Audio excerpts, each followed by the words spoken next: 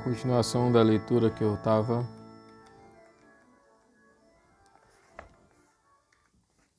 lendo o comentário do capítulo 10 de João, a partir da página 441. Mas se o rebanho, tanto o pastor, estiver em perigo e se houver razão para se crer que o pastor foge, não tanto pelo desejo de promover o benefício público, mas pelo medo de morrer, Agostinho afirma que isso não é absolutamente lícito, porque o exemplo de sua fuga será mais injurioso do que sua vida produzir o bem no futuro. O leitor pode consultar a epístola ao bispo Honório. Sobre esta base, era lícito que Cipriano fugisse, o qual longe estava de tremer ante a morte, porque nobremente recusou-se a aceitar a oferta de salvar sua vida, negando e atraiçoando seu mestre. Fica apenas estabelecido que o pastor deve dar preferência a seu rebanho, ou mesmo a uma única ovelha, e não a sua própria vida, a quem não pertencem as ovelhas. Aqui parece que Cristo transforma em mercenários, sem exceção, a todos os pastores, além dele mesmo, porque já que ele é o único pastor, nenhum de nós tem o direito de dizer que as ovelhas que ele alimenta são suas. Tenhamos, porém, em mente que aqueles que são guiados pelo Espírito de Deus reconhecem ser suas aquelas que pertencem à sua cabeça, e não para reivindicar poderes para si, mas para guardar fielmente o que foi confiado a seu cuidado. Pois aquele que está realmente unido a Cristo jamais cessará de ter interesse naquilo que ele tão sumamente valoriza, isto é, o que ele afirma em seguida. 13. O missionário foge.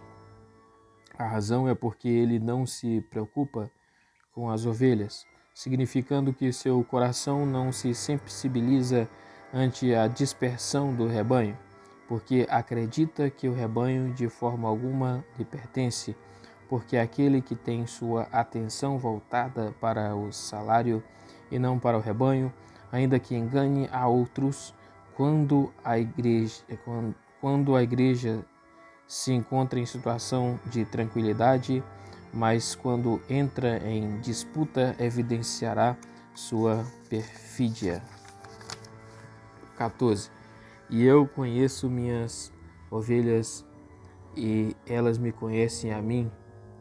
Na sentença anterior, ele uma vez mais realça seu amor para conosco, porque o conhecimento procede do amor e é acompanhado pelo desvelo, mas significa também que ele desconsidera totalmente todos os que não obedecem ao Evangelho, como reitera na segunda sentença, e confirma o que já dissera previamente. Ou seja, em contrapartida, ele é conhecido pelas ovelhas. 15. Como o Pai me conhece, faz-se desnecessário e nem mesmo é conveniente entrarmos em questões espinhosas como esta. Como é possível que o Pai conheça a sua própria sabedoria? Pois Cristo simplesmente declara que, no que diz respeito ao vínculo de nossa união com Deus, ele está situado entre ele e nós, como se quisesse dizer que não lhe é mais possível esquecer-nos do que sermos rejeitados ou desconsiderados pelo Pai. Ao mesmo tempo, ele demanda o dever que mutuamente lhe devemos, porque como ele emprega todo o seu poder que recebeu do Pai em nossa proteção, assim deseja que lhe sejamos obedientes e devotados como ele mesmo se devotara plenamente a seu Pai, e a ele tudo atribui. 10, 16, 18. Eu tenho outras ovelhas que não são deste aprisco, e elas também a elas também devo conduzir, e ouvirão minha voz, e haverá um só rebanho e um só pastor. É por isso que o Pai me ama, porque eu dou minha vida para que eu a reassuma. Ninguém a toma de mim, mas espontaneamente a dou.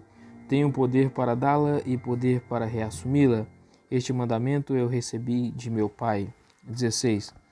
E tenho outras ovelhas, ainda que alguns atribuam isto indiscriminadamente a todos, judeus e gentios, os quais não eram ainda discípulos de Cristo.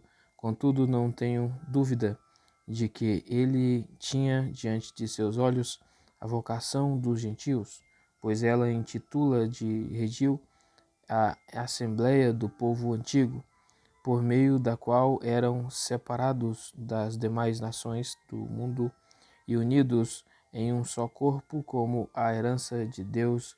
Os judeus tinham sido adotados por Deus de tal maneira que ele os cercou num determinado ambiente que consistia de ritos e cerimônias para que não fossem confundidos com os incrédulos, ainda que a porta do redil fosse o gracioso pacto de vida eterna confirmado em Cristo.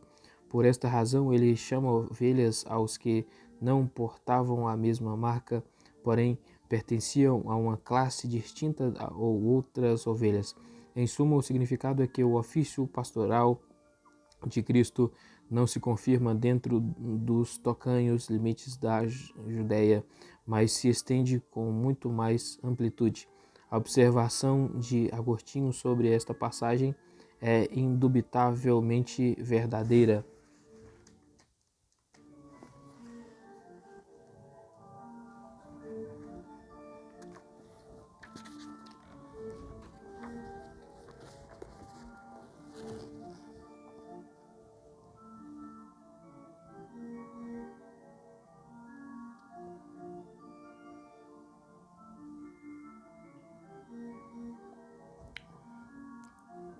Mas isto não se aplica em cada aspecto à presente passagem, a qual se relaciona ao aspecto externo da igreja, porque os gentios, que por algum tempo eram estranhos, foram depois convidados para o reino de Deus, juntamente com os judeus.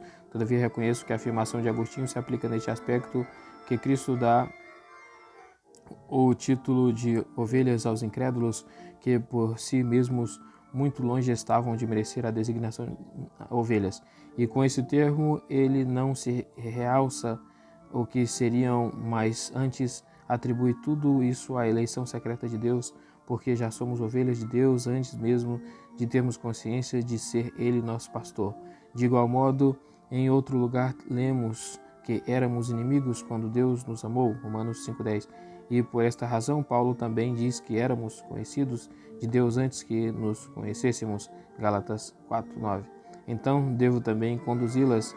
Ele quer dizer que a eleição divina será assegurada, de modo que nenhum de todos quantos desejam ser salvos pereça, pois o propósito secreto de Deus, pelo qual os homens foram ordenados à vida, por fim se manifesta em seu devido tempo através da vocação eficaz, quando ele regenera por seu Espírito para que sejam seus filhos aos que anteriormente foram gerados na carne e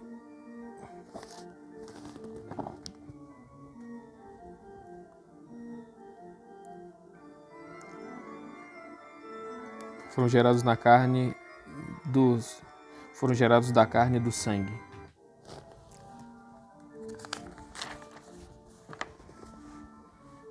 Mas é possível que alguém pergunte como os gentios foram levados a associar-se aos judeus, porque os judeus não estavam sob a necessidade de rejeitar o pacto que Deus fizera com seus pais a fim de tornar-se discípulos de Cristo, e os gentios, em contrapartida, não estavam sob a necessidade de se submeter ao jugo da lei, para que, sendo enxertados em Cristo, pudessem associar-se aos judeus. Aqui devemos atentar para a distinção existente entre a substância do pacto e os anexos externos, pois os gentios não podiam dar assentimento à fé em Cristo de maneira outra maneira senão, de fé em Cristo de qualquer outra maneira senão abraçando aquele pacto eterno sobre o qual a salvação do mundo se fundava. Dessa forma se cumpriram as predições. Estranhos falarão a língua de Canaã. Isaías 19:18. Novamente, naquele dia sucederá que pegarão 10 homens de todas as línguas das nações, dizendo: Iremos convosco, porque temos ouvido que Deus está convosco. Zacarias 8:23. Novamente, muitas nações virão e dirão: Vinde e subi ao mundo do Senhor. Isaías 2:4, Malaquias 4:2. Abraão foi também chamado pai de muitas nações. Gênesis 17:5. Romanos 4:17. Porque virão do Oriente e do Ocidente e se assentarão com ele no reino de Deus. Mateus 8:11. Quanto às cerimônias, elas são a parede da separação, a qual nos informa Paulo, estando no meio, Efésios 2:17. E assim já nos associamos aos judeus na unidade da fé. Quanto à substância, e as cerimônias foram abolidas para que não houvesse quem impedisse os judeus de estender-nos suas mãos. E haverá um só redil e um só pastor, isto é, para que todos os filhos de Deus sejam congregados e unidos em um só corpo, como reconhecemos que uma só igreja universal, e haveria um só corpo com uma só cabeça. Há um só Deus, diz Paulo, uma só fé, um só batismo, portanto devemos ser um só como fomos chamados em uma só esperança. Efésios 4:4-5. Ora, ainda que esse rebanho pareça substituir dividido em diferenças apriscos, contudo, são mantidos dentro de fronteiras que são comuns a todos os crentes que se encontram dispersos por todo o mundo, porque a mesma palavra é proclamada a todos usam os mesmos sacramentos, têm a mesma ordem de oração e tudo o que pertence à profissão de fé. E ouvirão minha voz. Devemos observar a forma como o rebanho de Deus é congregado. É quando todos têm um só pastor e quando somente sua voz é ouvida. Estas palavras significam que quando a igreja se submete tão somente a Cristo e obedece aos seus mandamentos e ouve a sua voz e a sua doutrina, então ela submete em um estado de boa ordem. Se os papistas nos pudessem mostrar que existe algo desse gênero entre eles, lhes seria permitido desfrutar do título a igreja do qual tanto vangloriam. Mas se Cristo está em silêncio ali, se sua majestade é tripudiada, suas sacras ordenanças são tidas em escárnio, que unidade é a sua senão uma diabólica conspiração, que é pior e muito mais repugnante do que qualquer dispersão? Portanto, lembro-nos de que devemos sempre começar com a cabeça. Daí também os profetas, quando descrevem a restauração da igreja, sempre associam o rei Davi com Deus, como se quisessem dizer que não existe igreja onde Cristo não reina e que não existe nenhum reino de Deus, senão onde a honra de pastor é outorgada a Cristo. 17. Por esta razão o Pai me ama. Na verdade, há outra e mais excelente razão, porque o Pai ama o Filho, pois não foi em vão que se ouviu uma voz procedente do céu: Este é meu Filho amado, em quem habita o beneplácito de Deus. Mateus 3:17 e 17:5. Mas como ele se fez homem por nossa causa, e como o Pai se deleita nele a fim de que pudesse nos reconciliar consigo mesmo, não surpreende que ele tenha declarado ser esta razão porque o Pai o ama, que nossa salvação lhe é mais preciosa que sua própria vida. Esta é uma maravilhosa exaltação da benevolência divina em nosso favor e deve com justiça elevar nossas almas em rapto de admiração, que Deus não só nos estende o amor que é devido a seu unigênito Filho, mas o imputa a nós como a causa final, e não havia necessidade de que Cristo tomasse para si nossa carne, na qual ele era o bem amado, mas para que fosse o penhor da mercê de seu Pai em redimir-nos, para a reassumir. Como os discípulos poderiam estar profundamente entristecidos por causa do que ouviram sobre a morte de Cristo, e como sua fé poderia ainda estar profundamente abalada, ele os conforta com a esperança de sua ressurreição, a qual logo se concretiza, como se quisesse dizer que não morreria sob a condição de ser tragado pela morte, mas a fim de poder logo depois ressurgir como vencedor. E mesmo em nossos dias devemos contemplar a morte de Cristo a fim de nós nos lembrarmos ao mesmo tempo da glória de sua ressurreição. E ainda sabemos que ele é a vida porque em sua luta com a morte obteve uma esplêndida vitória e alcançou um nobre triunfo. 18. Ninguém a toma de mim, esta é outra consolação, por meio da qual os discípulos tomaram alento quanto à morte de Cristo, ou seja, que ele não morreria por constrangimento, mas se ofereceria voluntariamente para a salvação de seu rebanho. Ele não só afirma que os homens não têm nenhum poder de levá-lo à morte, exceto até onde lhes é permitido, porém declara que ele é livre de toda a violência da necessidade. O contrário se dá conosco, pois vivemos sob a necessidade de morrer em decorrência de nossos pecados. Aliás, Cristo mesmo nasceu como um homem mortal, mas esta foi uma submissão voluntária e não uma servidão a ele imposta por outro. Portanto, Cristo tensionava fortificar seus discípulos para que, quando o vissem logo depois arrastado à morte, não desmaiassem como se ele fosse oprimido por inimigos, mas pudessem reconhecer que isso era feito pela maravilhosa providência de Deus, ou seja, que ele morreria pela redenção de seu rebanho. E essa doutrina contém um benefício perpétuo, a saber que a morte de Cristo é uma expiação de nossos pecados, porque ela foi um sacrifício voluntário em consonância com o dito de Paulo: pela obediência de muitos foram feitos justos. Romanos 5,19. Mas espontaneamente a doou. Estas palavras podem ser explicadas de duas formas: ou que Cristo se despe da vida, porém ainda permanece sendo o que era antes, justamente como uma pessoa que deixa à parte as roupas de seu corpo, ou que ele morre por sua própria iniciativa. Este mandamento recebi de meu Pai. Ele chama nossa atenção para o propósito eterno do Pai, a fim de informar-nos que ele se preocupa de tal forma com nossa salvação, que nos ofereceu seu Filho unigênito, grandioso e excelente como ele é, e Cristo mesmo, que veio ao mundo para ser em todos os aspectos obediente ao Pai, confirma a afirmação de que não tem nenhum outro objetivo em vista senão promover nosso benefício. 10, 19 ao 30.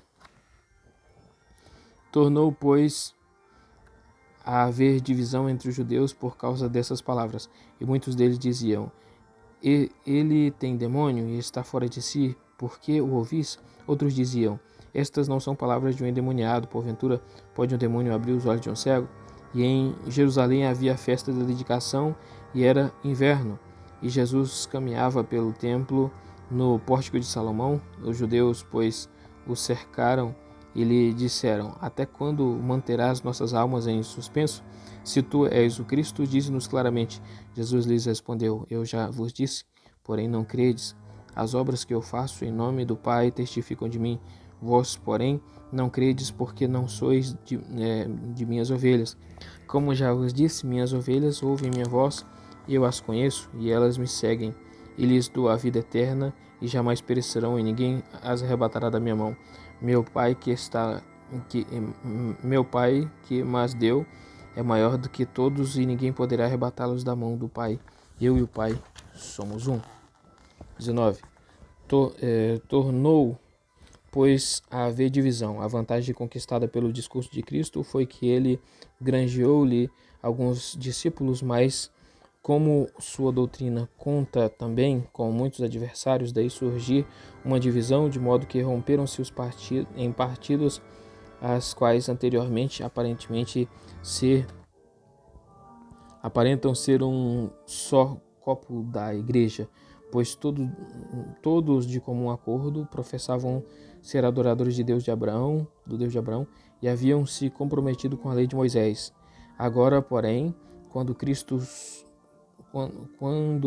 surge em cena, começam a dissentir-se. De tal profissão de fé fosse sincera, Cristo, que é o mais forte laço da caridade, cujo ofício é o de reunir aquelas coisas que se acham dispersas, não teria rompido seu acordo. Cristo, porém, pela luz de seu evangelho, expõe a hipocrisia de muitos que, enquanto nada possuíam senão falsa e hipócrita pretensão, se vangloriavam de ser o povo de Deus.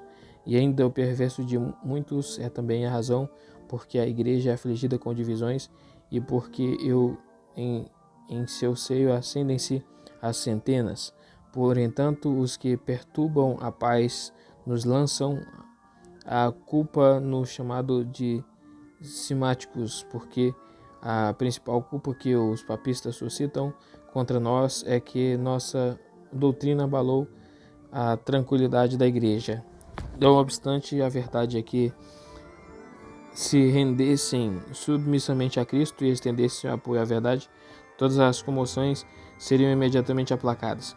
Mas quando murmuram e se queixam contra Cristo e não nos permitem descansar em qualquer outra condição, senão que a verdade de Deus seja extinta e que Cristo seja banido do seu reino, não têm o direito de acusar-nos do crime e provocarmos cisma, porque neles mesmos, como cada pessoa vê, que esse crime deve ser buscado.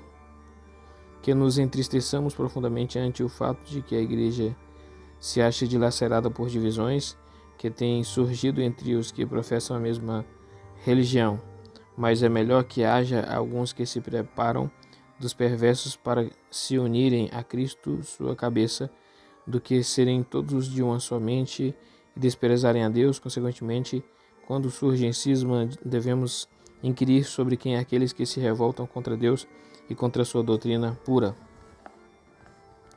20. Ele tem demônio.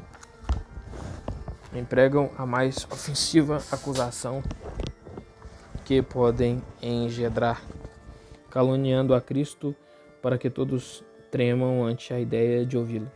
Pois os perversos, que não podem ser forçados a render-se a Deus de uma maneira furiosa e com olhos fechados, se prorrompem em soberbo desdém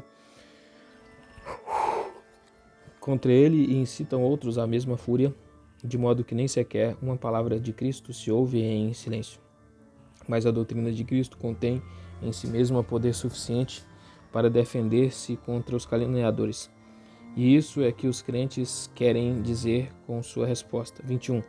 Estas são obras de um endemoniado. É como se exigissem que os homens julgassem os próprios fatos, pois a verdade, como já dissemos, é bastante forte para manter-se a si mesma. E esta é a única proteção da nossa fé, que os ímpios jamais poderão obstruir o poder e a sabedoria de Deus, bem como sua benevolência de resplandecer do Evangelho. 22. E em Jerusalém havia a festa da dedicação. Propriamente significa renovações, porque o templo que havia se contaminado foi novamente consagrado pela ordem de Judas Macabeus, e naquele tempo que se ordenou que o dia da nova dedicação ou consagração fosse celebrado a cada ano como uma festa, para que o povo recordasse da graça de Deus, a qual pôs termo final à tirania de Antíoco. Cristo naquele tempo compareceu ao templo, segundo o costume, para que a sua pregação produzisse frutos mais abundantes no meio de uma grande assembleia de homens. 23. E Jesus caminhava pelo templo no pórtico de Salomão. O evangelista dá ao pórtico de Salomão a designação ao templo. Não que ele fosse o santuário, mas simplesmente um anexo ao templo. Tampouco ele pretende indicar o antigo pórtico que foi construído por Salomão, o qual fora totalmente destruído pelos caldeus, mas aquele que os judeus, talvez imediatamente após seu regresso do cativeiro babilônico, construíram segundo o modelo do antigo pórtico, e que deram o mesmo nome para que ele fosse mais solenemente honrado, e Herodes mais tarde construiu um novo templo. 24. Portanto, os judeus o cercaram. Este, indubitavelmente, foi um astucioso ataque contra Cristo, pelo menos por parte daqueles em quem se originou a trama, pois o populacho poderia ser qualquer fraude, desejar que Cristo declarasse publicamente que Deus o enviara para ser o libertador em poucas pessoas, porém de forma astuta e estratégica quiseram arrancar dele esta palavra no meio da multidão para que ele fosse morto pela plebe ou que os romanos lhe deitassem as mãos. Até quando manterás nossa alma em suspenso? Queixando-se de serem mantidos em suspenso, pretendem que estejam tão ardentemente desejos da prometida redenção que suas mentes estão ávidas e incessantemente ocupados pela expectativa do Cristo, e este é o genuíno espírito da piedade, não encontrar em parte algum outro além de Cristo, só o qual satisfará nossas mentes ou lhes dará o genuíno equilíbrio, como ele sempre disse. Vinde a mim todos os que estáis cansados e sobrecarregados, eu vos aliviarei e acharei descanso para as vossas almas. Mateus 11, 28, 29. Portanto, os que vão a Cristo devem estar preparados da mesma forma como esses homens pretendiam estar, mas estão errados em acusar a Cristo como se ele até então não tivesse confirmado a fé deles, pois a culpa era inteiramente deles, se não tinham ainda um perfeito conhecimento dele. Mas esse é sempre o caso dos incrédulos, que decidem antes permanecer em dúvida do que consolidar-se com a certeza da palavra de Deus. E assim, em nossos dias, vemos muitos que voluntariamente fecham seus olhos e espalham as nuvens de suas dúvidas a fim de eclipsar a radiante luz do Evangelho. Vemos também muitos espíritos levianos que mergulham em fúteis especulações e jamais encontram ao longo de toda a sua vida uma disposição permanente. Diz-nos claramente: quando exigem que Cristo se declare livremente ou franca ousadamente, significa que não mais lhes comunicasse sua intenção indiretamente e com rodeios, e assim acusam sua doutrina de ser obscura, o qual, ao contrário, era subjamente clara e distinta, caso a quisessem ouvir sem ouvidos moucos. Ora, esta história nos adverte que não poderemos evitar os artifícios e calúnias dos homens maus se formos chamados a proclamar o Evangelho. Por esta razão, devemos pôr-nos em vigilância e não sermos surpreendidos com estas coisas como se fossem novidades, quando mesmo nos suceder, tal como se deu no nosso Mestre. 25. Eu já vos disse, nosso Senhor Jesus nunca ocultara ser ele o Cristo, e no entanto não o instrui como se quisessem de bom grado aprender, mas ao contrário o censura de obstinada malícia, porque embora tivessem aprendido por mais da palavra e das obras de Deus, contudo não faziam qualquer progresso. Por conseguinte, ele os culpa pelo erro de não haver conhecido, como se quisesse dizer: minha doutrina é subjamente fácil de ser assimilada, porém a culpa está em vós mesmos, porque maliciosamente resistis a Deus. As obras que eu faço. Ele fala de suas obras com o fim de convencê-los de serem duplamente obstinados, porque além da doutrina, eles tinham um notável testemunho em seus milagres, se não fossem tão ingratos para com Deus. Ele reitera 2 vezes as palavras vós não credes, a fim de provar que de comum acordo eram surdos em relação à doutrina e cegos em relação às obras, o que era prova da externa e desatinada malícia. Ele afirma que realizou as obras no nome de seu Pai, porque seu objetivo era testificar do poder de Deus nelas, por meio das quais fosse publicamente declarado que ele viera de Deus. 26. Porque não sois de minhas ovelhas? Ele assinala uma razão suprema, porque não criam em seus milagres e nem em sua doutrina. É porque são réprobos. Devemos aqui observar o propósito de Cristo, pois uma vez que se vangloriavam de ser a igreja de Deus, para que sua incredulidade nada deixasse detraísse da autoridade do Evangelho, ele afirma que o dom de crer é uma dádiva especial e, de fato, antes que os homens conheçam a Deus, devem antes conhecer a si próprios. No dizer de Paulo, Gálatas 4:9. Em contrapartida, aqueles para quem Deus não olha continuarão sempre a fugir dele. Se alguém murmurar contra isso, argumentando que a causa da incredulidade está em Deus, visto ser ele o único que tem poder de criar ovelhas, minha resposta é que ele é o isento de toda culpa, porque é tão só por sua malícia que os homens rejeitam a graça divina. Deus tudo faz para induzi-los a crer, mas quem domaria bestas selvagens? Isso jamais acontecerá até que o Espírito de Deus os converta em ovelhas. Os que são ovelhas inutilmente tentam lançar sobre Deus a culpa de sua selvageria, porque ele faz parte de sua própria natureza. Em suma, Cristo quer dizer que não é de admirar se há poucos que obedecem ao seu evangelho, porque todos aqueles a quem o Espírito de Deus não subjuga a obediência da fé são bestas selvagens e ferozes.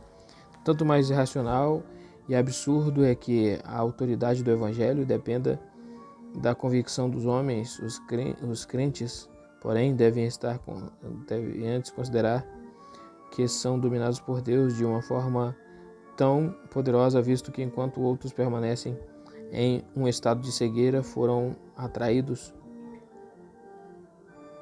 a Cristo pela iluminação do Espírito. Assim também os ministros do Evangelho têm motivo de consolação, caso o seu labor não seja absolutamente previsto. 27. Minhas ovelhas ouvem minha voz. Ele prova pelo uso de um argumento extraído dos contrários que não são ovelhas porque não obedecem ao Evangelho, porque Deus eficazmente chama todos quantos elegeu, de modo que as ovelhas de Cristo se reelejam por sua fé.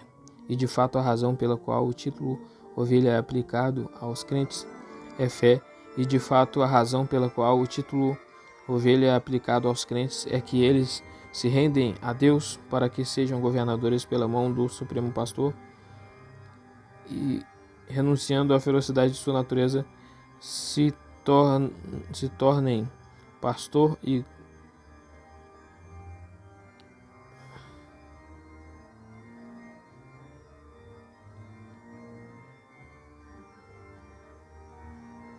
porque Deus eficazmente chama a todos quanto elegeu, de modo que as ovelhas de Cristo se revelam por sua fé, e de fato a razão pela qual o título ovelha é aplicado aos crentes é que eles se rendem a Deus para que sejam governados pela mão do Supremo Pastor e, renunciando à ferocidade de sua natureza, se tornem dóceis e educáveis. Não é pequena consolação para os mestres fiéis que, ainda que a maior parte do mundo não dê ouvidos a Cristo, contudo ele tem suas ovelhas a quem ele conhece e por quem é também conhecido, que tudo façam para conduzir o mundo inteiro ao redil de Cristo, mas quando seu desejo não se concretiza, que fiquem satisfeitos com esta única consideração, que todos quantos são ovelhas serão congregados por meio de sua agência. O restante já ficou explicado. 28. E jamais perecerão. É um inestimável fruto da fé o fato de Cristo nos convidar e nos convencermos de segurança quando somos conduzidos pela fé para o seu redil. Mas também devemos observar sobre que fundamento repousa essa certeza. É porque ele será o fiel guardião da nossa salvação, pois testifica que nossa salvação está em suas mãos. E se isso não for suficiente, ele diz que serão seguramente guardados pelo poder de seu Pai. Esta é uma passagem notável por meio da qual somos ensinados que a salvação de todos os eleitos não é menos infalível do que é o poder de Deus invencível. Além disso, Cristo não pretendia lançar esta palavra ao ar sem qualquer objetivo, mas tensionava formular uma promessa que permaneceria profundamente radicada em suas mentes. E por isso inferimos que a afirmação de Cristo visa a mostrar que os eleitos são absolutamente convictos de sua salvação. É verdade que vivemos cercados por adversários adversários poderosos, e tão profunda é nossa fraqueza que a todo instante estamos na iminência da morte. Mas como aquele que guarda aquilo que depositamos em suas mãos, 2 Timóteo 1,12, é maior ou mais poderoso que tudo, não temos razão para tremer como se nossa vida corresse perigo. Daí também inferimos que quão demente é a confiança dos papistas que confiam no livre-arbítrio, em sua própria virtude e seus méritos de suas obras. Amplamente diferente é a maneira com que Cristo instrui seus seguidores, lembrando-os de que neste mundo podem ser sentidos como se no meio de uma floresta, cercados por inúmeros salteadores, e que estão não só desarmados e expostos como presas, mas estão cientes de que a causa da morte está contida neles mesmos, de modo que, confiando somente na proteção divina, podem andar sem qualquer susto. Em suma, nossa salvação é infalível porque está nas mãos de Deus, pois nossa fé é fraca e somos por demais inclinados a vacilar. Deus, porém, que nos tomou sob sua proteção, é suficientemente poderoso para dissipar, como apenas seu sopro, todas as forças de todos os adversários. É de grande importância que volvamos nossos olhos para este fato, que o medo das tentações não nos leve ao total desvanecimento, pois Cristo ainda pretendia realçar a forma na qual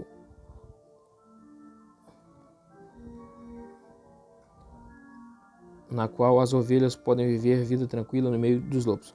E ninguém as arrebatará das mãos de meu Pai. A palavra, e nesta passagem, tem um valor de portanto, porque visto o poder de Deus ser invencível, Cristo infere que a salvação dos crentes não é exposta às paixões ingovernáveis de seus inimigos, porque antes que pereçam, Deus vem como vencedor e as torna sob a proteção de suas mãos. 30. Eu e meu Pai somos um. Sua intenção é rebater os escárnios dos ímpios, pois poderiam alegar que o poder de Deus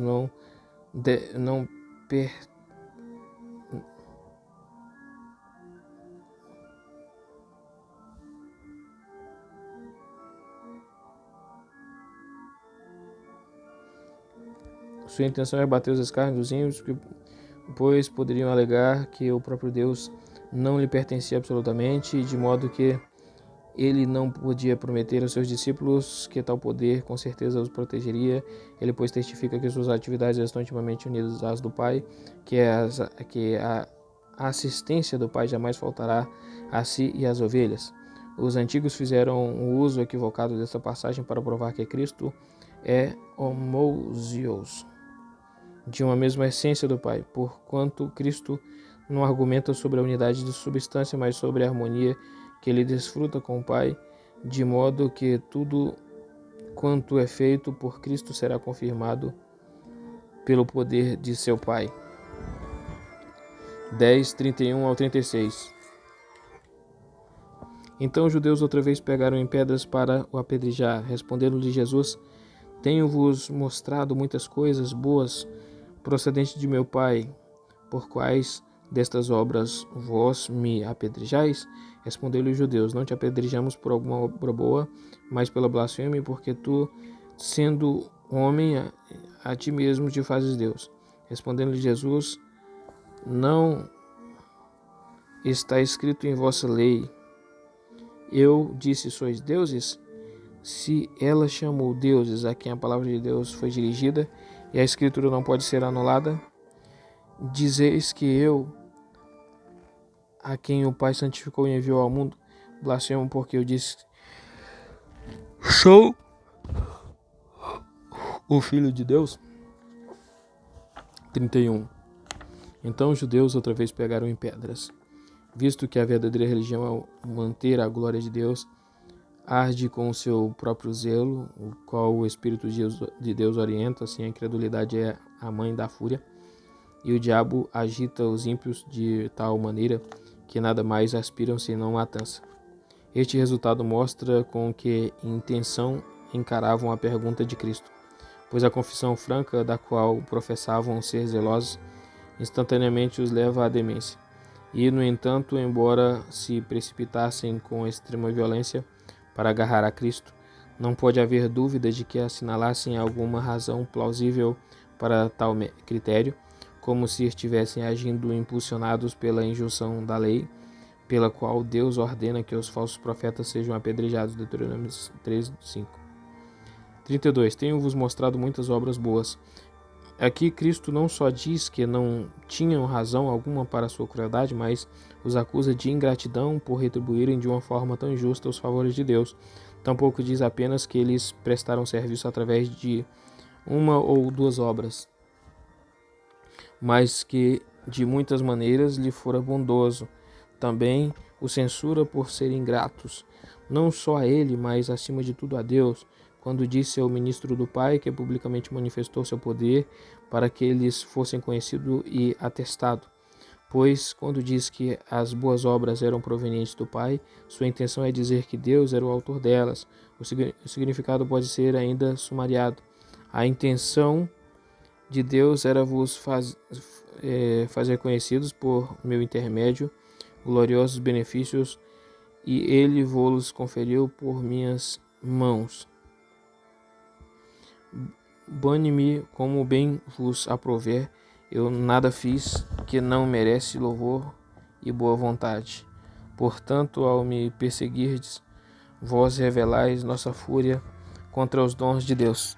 A pergunta, porém, tem mais força para espicaçar a consciência deles do que se ele fizesse uma asseveração direta.